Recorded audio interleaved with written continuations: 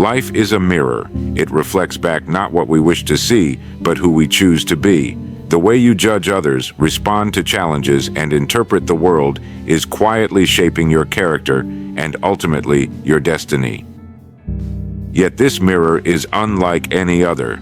It does not speak. It does not announce what it reveals. It simply returns to you day after day, the image formed by your own thoughts, attitudes, and responses. A harsh mind finds a harsh world. A generous spirit discovers generosity everywhere. A fearful heart meets resistance at every corner, while a courageous one begins to notice doors where there once appeared to be walls. The reflection is constant. The question is whether we have the willingness to study it. Many spend their lives attempting to polish the reflection rather than the person standing before it.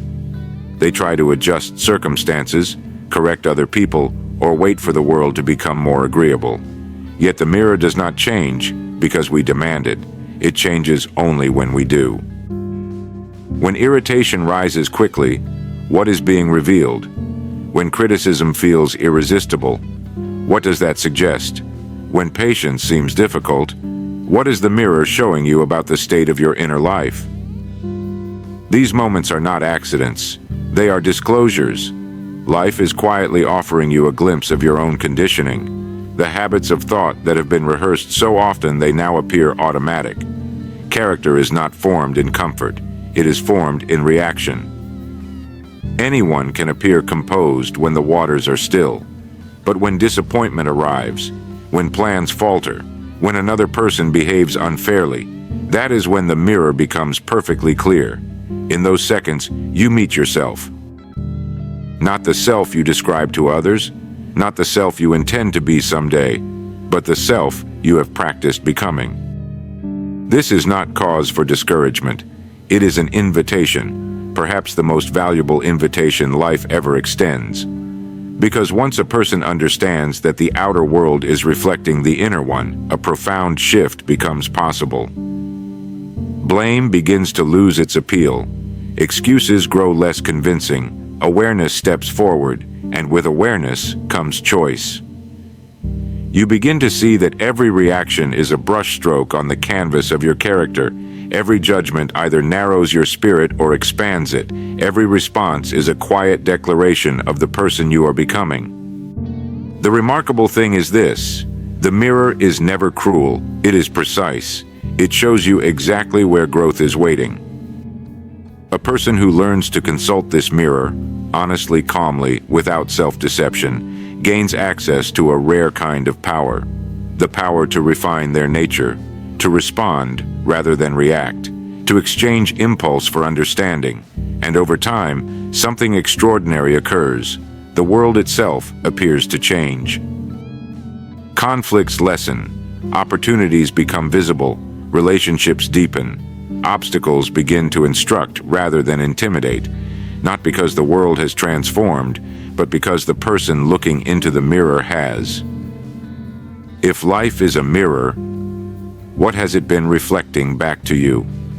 And more importantly, if you wish for a different reflection, are you prepared to become a different person? Because the law of the mirror is unwavering. When the character changes, the reflection must follow. Why your reactions reveal more about you than the situation. There is a moment, brief, almost invisible, that occurs between what happens to you and how you respond to it. In that small space lives the clearest expression of your character. Events themselves are often neutral, a delayed opportunity, an unexpected remark, a plan that refuses to unfold as intended. These are simply occurrences, yet the meaning they carry is assigned entirely by the observer. Two individuals may walk through the same storm. One curses the sky, while the other adjusts his coat and continues forward. The rain has not chosen a favorite. The difference lies within the traveler. Reaction is revelation. It exposes the habits of thought that have been practiced in private. It shows whether a mind has been trained toward patience or allowed to drift toward irritation, whether it has learned steadiness or surrendered to impulse. This is why the mirror principle is so powerful. Life does not need to announce where growth is required. Your reactions do that with perfect accuracy. Notice the person who becomes immediately defensive when corrected. The discomfort is rarely about the correction itself. It is the ego resisting examination. Observe the individual who greets difficulty with composure. That calm did not appear in the moment. It was cultivated long before the challenge arrived. Character is prepared in advance. When anger rises quickly, it is not the situation speaking. It is conditioning. When discouragement takes hold, it is not fate declaring defeat. It is perspective narrowing. When resentment lingers, it is not the past holding you. It is the mind refusing to release it. This realization is not meant to condemn. It is meant to awaken. For once a person understands that reactions are choices, often unconscious, but choices nonetheless, life begins to feel different, less like something happening to them, and more like something being shaped through them. Emotional maturity begins the day a person stops asking, "Why is this happening?" and starts asking, "What is this showing me about myself?" That question alone separates the reflective from the reactive. The reactive person lives at the mercy of circumstances. Their emotional climate changes with every shifting wind. Praise lifts them. Criticism unsettles them. Delays frustrate them. But the reflective person becomes a quiet student of their own responses. Instead of surrendering to irritation, they examine it. Instead of defending every flaw, they grow curious about it. Instead of blaming the moment, they refine the mind that meets the moment. You cannot always choose what enters your life, but you can always choose the spirit in which you meet it. Over time, this practice creates a remarkable steadiness. Situations that once provoked agitation begin to lose their power, not because life has softened, but because the observer has strengthened. The mirror has begun to serve its purpose. When you learn to govern your reactions, you begin to govern your life, not through force, not through control of others, but through mastery of the one domain that has always been yours, your inner world. And from that mastery comes a quiet confidence, the kind that does not need display, a confidence rooted in the knowledge that whatever arrives, you possess the capacity to meet it with intention rather than reflex. This is where character stops being an abstract idea and becomes a daily practice. So watch your reactions carefully. They are speaking on your behalf long before your words ever do. Because in the mirror of life, nothing reveals you faster, and nothing transforms you more deeply than the way you choose to respond. How judgment shapes character and limits growth. Judgment is a quiet architect. It builds walls or opens doors, often without our awareness. Every time you judge another person, a situation, or even yourself, you are laying another brick in the structure of your character. And whether you realize it or not, that structure defines not only who you are, but what you are capable of becoming. To judge is to make a declaration about reality, a statement that separates good from bad, right from wrong, deserving from undeserving. Yet here is the subtle truth. Every act of judgment begins with a projection. We see in others the traits we deny, fear, or resist within ourselves. The critic is often confronting a shadow of their own nature. Consider the man who quickly condemns another for impatience, arrogance, or laziness. In that instant, he is choosing to measure the world by standards he believes are universal, yet those standards are his own. The mirror of life simply returns what has been sent. Every judgment cast outward echoes back, shaping the lens through which he perceives reality, and by extension, shaping his own mind. This is why constant judgment limits growth. It narrows perspective. It binds the mind to assumptions rather than discovery. It cultivates rigidity where flexibility is required. Character, in its richest sense, cannot thrive in a garden fenced tightly by bias and evaluation. It needs space to observe, reflect, and adapt. The person who suspends judgment does not abandon discernment. They do not accept harmful behavior or pretend consequences do not exist. Rather, they understand that clarity, not condemnation, drives transformation. They meet flaws, both in themselves and in others, as opportunities to learn, to refine, and to expand. Judgment ceases to be a weapon, it becomes a teacher. There is a second layer to this law. When we judge others harshly, we also cultivate impatience, resentment, and intolerance. These qualities settle into the mind like sediment in a river, slowing the flow of thought, narrowing vision, and breeding dissatisfaction. The more we judge, the more we harden ourselves against the possibilities of change and growth, both in the world and in ourselves.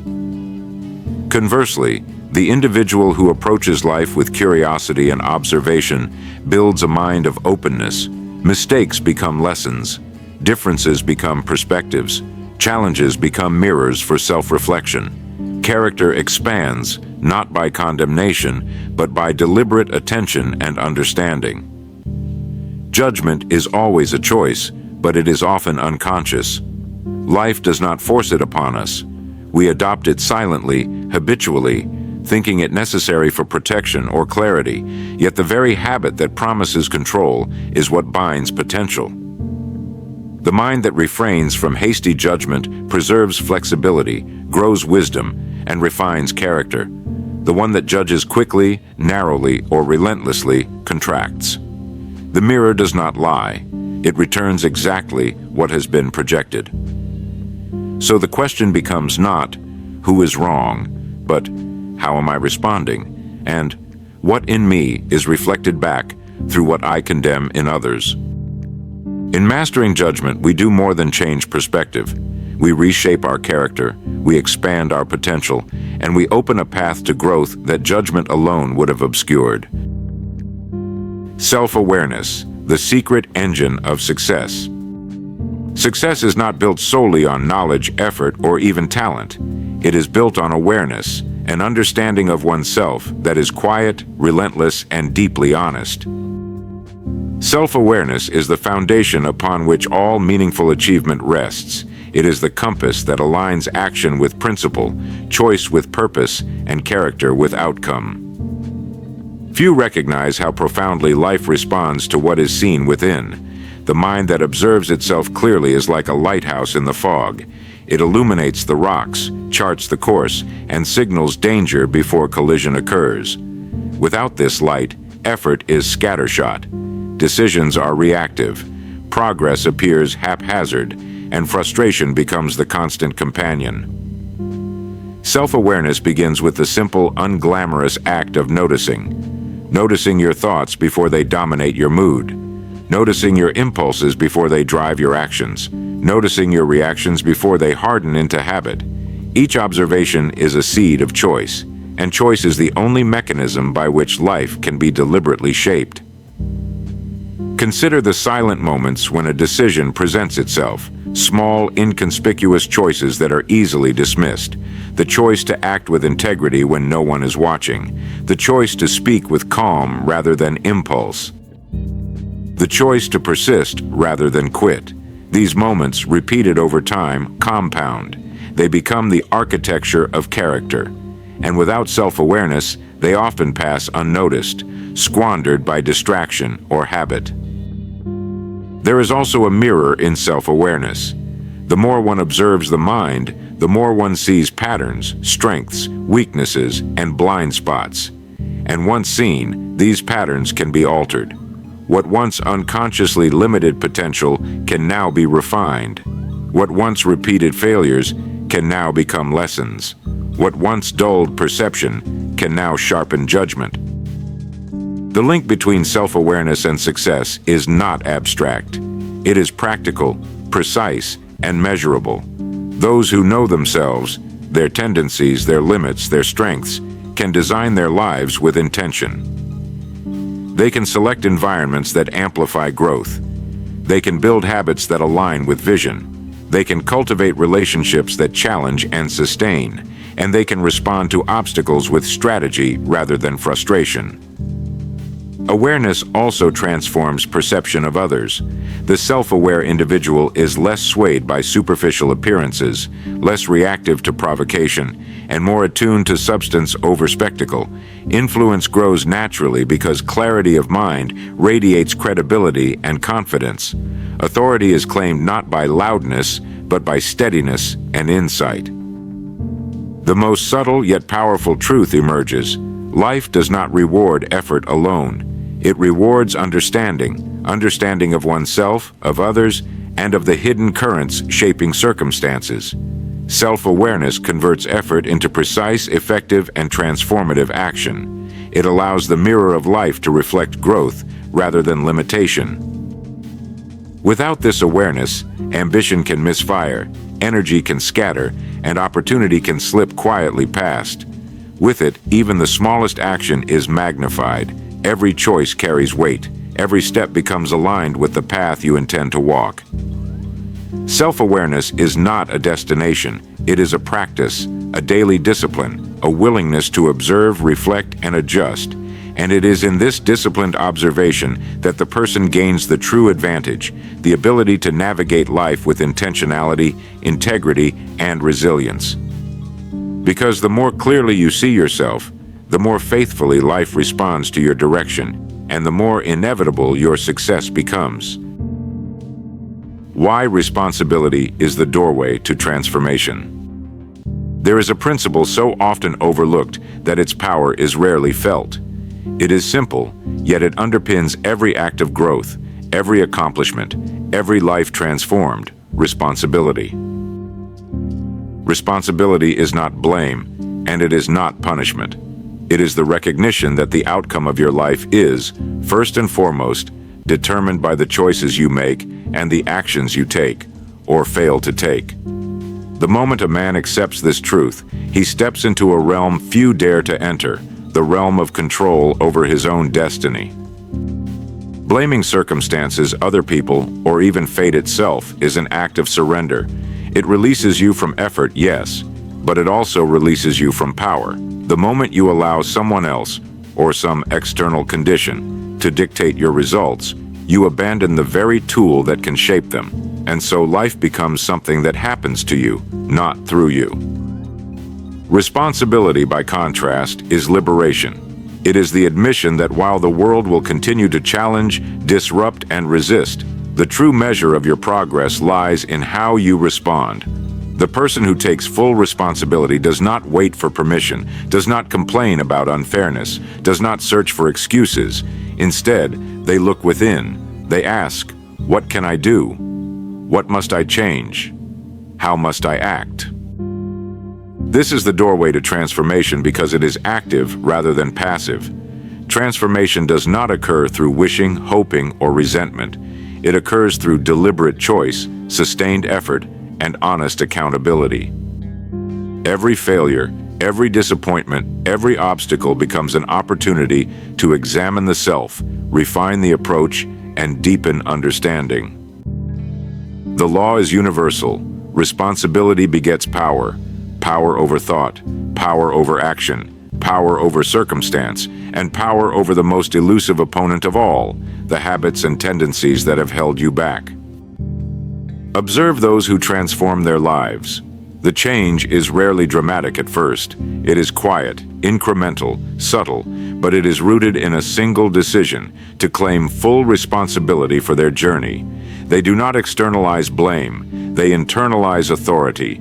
They do not wait for others to pave the way. They carve it themselves.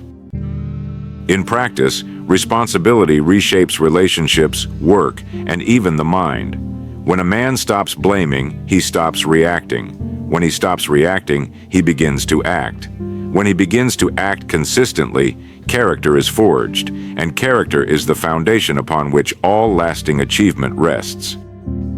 Responsibility also cultivates courage. It demands honesty with oneself, the willingness to confront weaknesses, acknowledge errors, and embrace discomfort. And yet, in that discomfort lies freedom. Once you accept the outcomes of your choices as yours alone, you no longer live in fear of judgment or circumstance. You operate from a place of authority over your own life.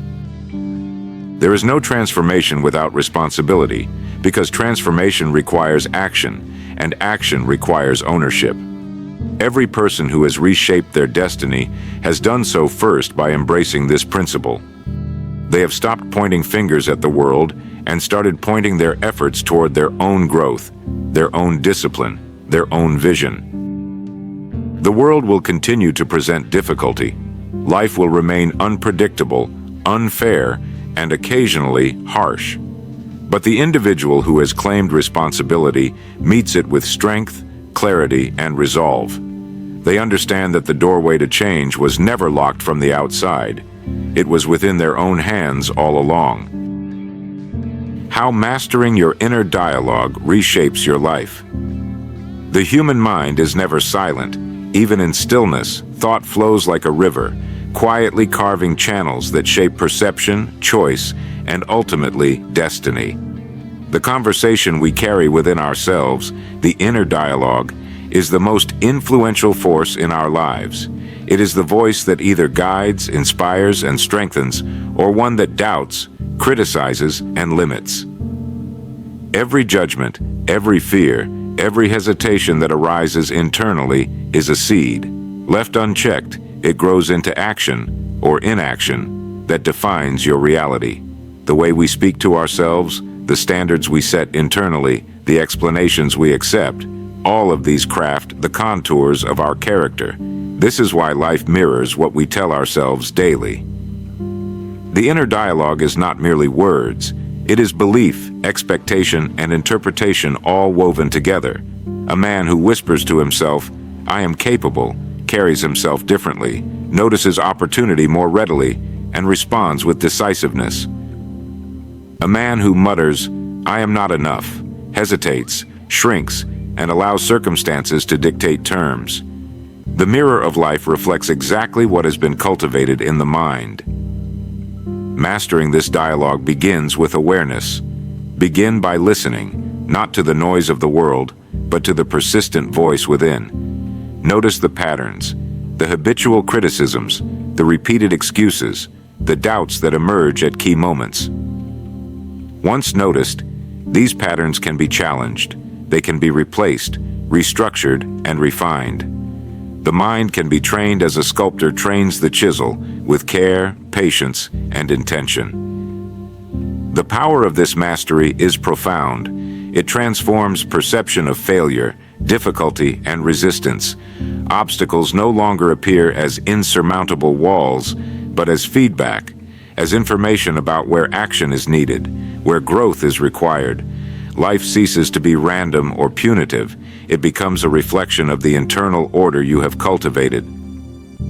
This mastery also governs the way you interact with others. The person who controls their inner dialogue responds rather than reacts. They communicate with clarity and purpose, rather than fear or impulse.